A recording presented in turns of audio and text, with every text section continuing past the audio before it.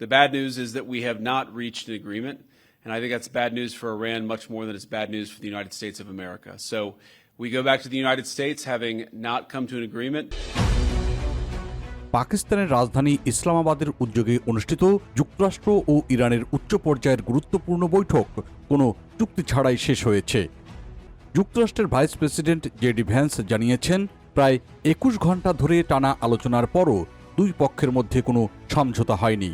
কারণ ভ্যান্স বলেছেন, আলোচনার মূল লক্ষ্য ছিল ইরান যেন পারমাণবিক অস্ত্র তৈরি না করে, সে বিষয়ে একটি স্পষ্ট প্রতিশ্রুতি পাওয়া।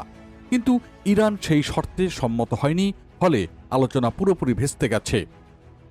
ঐতিহাসিক শান্তি আলোচনার পর পাকিস্তানের ইসলামাবাদে রোববার সকালে সংবাদ সম্মেলনে এই তথ্য জানান ভ্যান্স।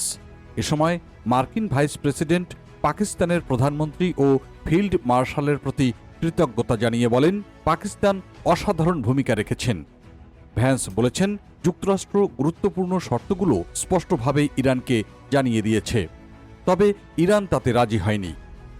এই বৈঠকের পুরো সময় জুড়ে তিনি যুক্তরাষ্ট্রের প্রেসিডেন্ট ডোনাল্ড ট্রাম্পের সঙ্গে একাধিকবার যোগাযোগ রেখেছেন।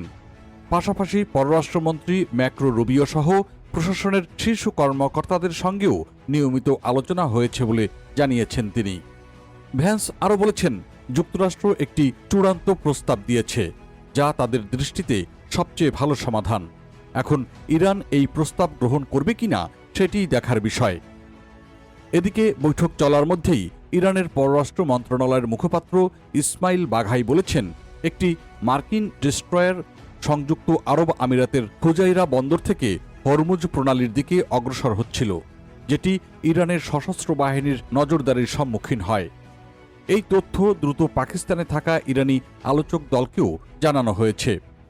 একই সময় এক্সিওসের সাংবাদিক বারাক রাভিদো মার্কিন কর্মকর্তাদের উদ্ধৃতি দিয়ে জানিয়েছে, মার্কিন জাহাজগুলো হরমুজ প্রণালী অতিক্রম করেছে, যদিও ইরানের তাসনিম বার্তা সংস্থা এক অজ্ঞাতনামা কর্মকর্তার বরাত দিয়ে প্রতিবেদনের এই তথ্যটি অস্বীকার করেছে।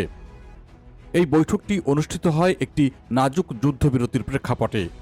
গত কয়েক সপ্তাহ ধরে চলা সংঘাতের পর এই 2 সপ্তাহের একটি অস্থায়ী যুদ্ধবিরতি ঘোষণা করা হলেও তা এখনও ঝুঁকির মধ্যেই রয়েছে।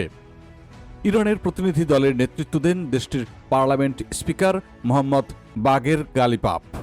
আলোচনায় পাকিস্তানের প্রধানমন্ত্রী শেহবাজ শরীফ মধ্যস্থতার ভূমিকা পালন করছেন।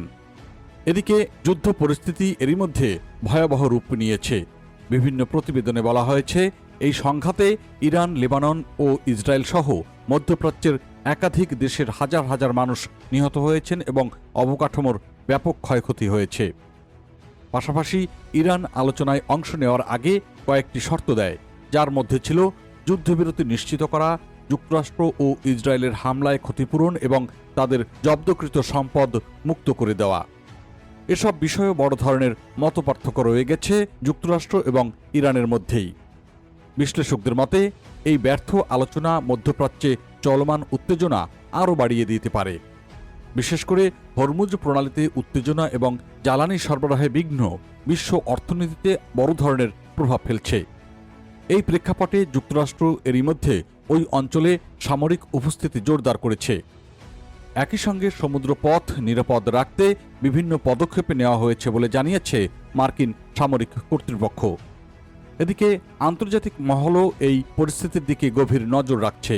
বিভিন্ন দেশ, বিশেষ করে চীন, সৌদি আরব এবং কাতারের কর্মকর্তারা পরোক্ষভাবে এই আলোচনায় সহায়তা করছেন বলে জানা গেছে। এই অবস্থায় বিশ্লেষকরা বলছেন, এখনও আলোচনার দরজা পুরোপুরি বন্ধ হয়নি। কিছু কারিগরি পর্যায়ে বৈঠক চলতে পারে এবং ভবিষ্যতে আবারও উচ্চ পর্যায়ের আলোচনা শুরু হওয়ার সম্ভাবনা রয়েছে।